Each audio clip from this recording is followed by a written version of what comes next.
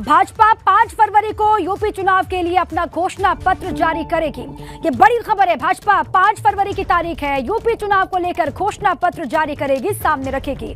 घोषणा पत्र में किसानों की आय दोगुनी करने, किसानों को कृषि से जुड़े मामलों में रियायत देने की बात को शामिल किया जा सकता है। वहीं महिलाओं को रोजगार, स्वरोजगार के साथ साथ सुरक्षा और सम्मान से जुड़ी घोषणा भी हो सकती है।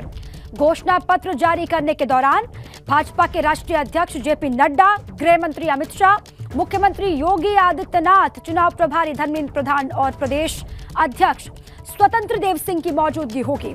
इसके अलावा शिक्षा के साथ साथ युवाओं के लिए रोजगार सृजन पर भी फोकस किया जा सकता है। सांस्कृतिक राष्ट्रवाद से जुड़े मुद्दों को भी घोषणा पत्र में महत्व दिया जा सकता है, ये कहा जा रहा है।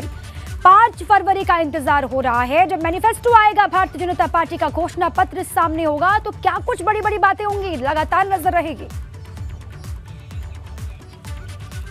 अब चले इसी पर शैलेश अरोड़ा मेरे साथ जुड़ चुके हैं लखनऊ से, उन्हीं के पास आपको लिए चलते हैं। शैलेश, 5 तारीख जब घोषणा पत्र सामने होगा भारतीय जनता पार्टी का, किसान, रोजगार, महिला, ये वो तमाम मुद्दे हैं, महिला सुरक्षा, इन तमाम मसलों को लेकर हमने देखा 5 सालों में जो बहस हुई इसी के इर्द गिर्द घूमती रही। अपोजिशन ने भी इसको लेकर कई सवाल खड़े किए। अब इन्हीं बिंदुओं पर फोकस बीजेपी का रहने वाला है। बिल्कुल निश्चित रूप से दीपा, अगर आप देखें तो जिस तरह से पिछले 5 साल की बात करें तो 2017 में जो संकल्प पत्र आया था और उसके बाद भारतीय जनता पार्टी आगे बढ़ी थी, उसके बाद आज 5 साल की जब उपलब्धियों की बात भारतीय जनता पार्टी करती है तो उसमें बात करती है रोजगार देने की, उसमें बात करती है महिलाओं के लिए जो काम किया गया है, उसमें बात करती है युवाओं के लिए जो काम किया गया है, इसी के ऊपर। और इस बार का जो घोषणा पत्र होगा उसमें भी इन्हीं सेक्टर्स पर प्राथमिकता के आधार पर तरजीह देते हुए घोषणा पत्र को तैयार किया गया है। एक 10 सदस्यीय समिति का गठन किया था भारतीय जनता पार्टी ने, जो वरिष्ठ मंत्री हैं सुरेश खन्ना, उनकी अध्यक्षता में, जिसमें वो चेयरमैन थे और बृजलाल को उपाध्यक्ष बनाया गया था। इसके अलावा अगर बात करें भाजपा सांसद रीता बहुगुणा जोशी, राज्य मंत्री अतुल गर्ग, ये तमाम उसमें सदस्य भी शामिल थे। और इस कमेटी ने कई बैठकें की, उसके बाद अपने घोषणा पत्र को तैयार किया था। एक बैठक दिल्ली में भी हुई थी और उसके बाद सोर्सेस की माने दिसंबर में ही ये घोषणा पत्र पूरा तैयार कर लिया गया था। लेकिन उसके बाद कुछ और जगह जगह पर जो पार्टी के नेता वो गए, कुछ समूहों से मुलाकात की, व्यापारी वर्ग, युवा, सबसे मुलाकात की, विश्वविद्यालयों में गए और उसके बाद उनके सुझाव लिए गए और इस पूरे घोषणा पत्र को तैयार किया गया। अब इस घोषणा पत्र को जनता के सामने लाया जाएगा। और अगर बात करें, देखिए कांग्रेस जो है उसने अपने घोषणा पत्र को लेकर एक एक करके प्रियंका गांधी ने घोषणाएं की पहले, और उसके बाद उन्होंने महिलाओं का एक घोषणा पत्र अलग जारी किया, युवाओं को लेकर अभी एक भर्ती विधान जारी किया है, उनका समग्र घोषणा पत्र आना बाकी है।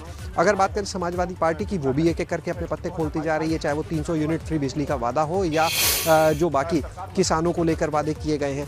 लेकिन भारतीय जनता पार्टी का जो काम करने का तरीका है वो बाकियों से अलग है। अगर आप उस तरीके को देखें तो अभी तक एक भी पत्ता भारतीय जनता पार्टी ने नहीं खोला है कि क्या करेंगे। लेकिन अब जब 5 तारीख को वो अपना घोषणा पत्र जारी करेंगे तो एक एक करके वो सारी चीजें सामने होंगी जो उन्होंने अपने संकल्प पत्र में आगामी घोषणा पत्र के लिए शामिल की है, जिसमें किसानों पर फोकस होना बिल्कुल निश्चित मानिए। इससे पहले 2017 की जब हम बात करते हैं, सरकार आई थी, उसने एक वादा किया था किसानों की कर्ज माफी का, और सरकार दावा करती है कि उसने 36,000 करोड़ रुपए का कर्ज माफ किया 87 लाख किसानों का।